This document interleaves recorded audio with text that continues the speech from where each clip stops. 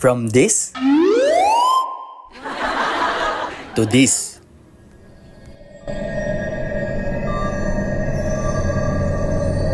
Let's do this. Open natin yung CapCut. Ang sunod natin gagawin, import natin yung video. Kadalasan kasi, ganito yung ginagawa ng iba. Pagka-import ng object, kailangan transparent to And adjust natin, paliitin natin para sakto dun sa table. Pagkatapos natin adjust yan, gagamitin natin ng keyframe yan. Ito ang kadalasan ginagawa ng iba. Kini-keyframe lang, tas inaangat lang pataas. Keyframe sa unahan, keyframe sa dulo. And papunta sa taas. Pag na-keyframe na nila yan, okay na sila sa ganyan.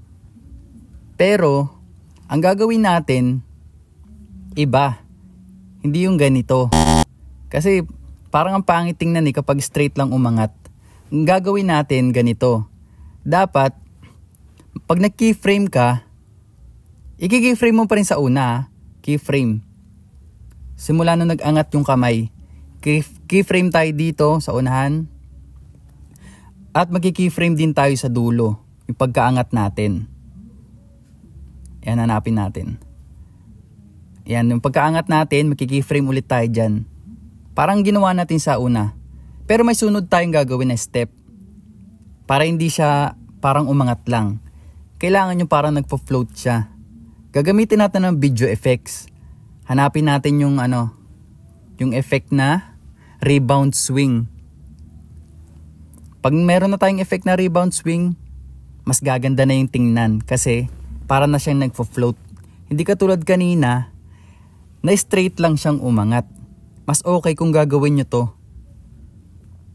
After nyan, pagandahin natin, duplicate ulit natin, tapos i-overlay natin, tapos i-remove background natin para makapag-blur ulit tayo ng background.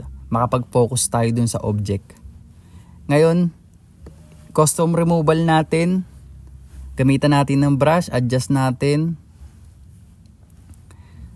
Ayan, kailangan lahat ng parts malagyan natin ng brush. Yung ayaw natin maging blur. Kasi yung first layer, ibo-blur natin yan Video effects, hanapin natin yung blur. Ayan, type natin. Enter. Ayan, hanapin natin yung blur sa unahan. Click natin. Ganito yung magiging itsura niya. Ayan, naka-blur na yung background. Diba mas maganda siya tingnan.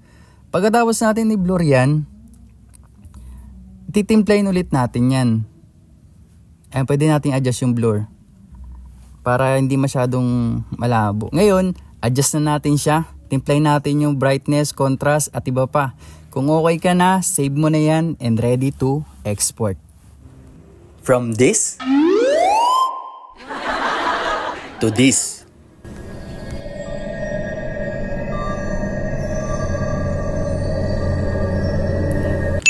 Follow for more.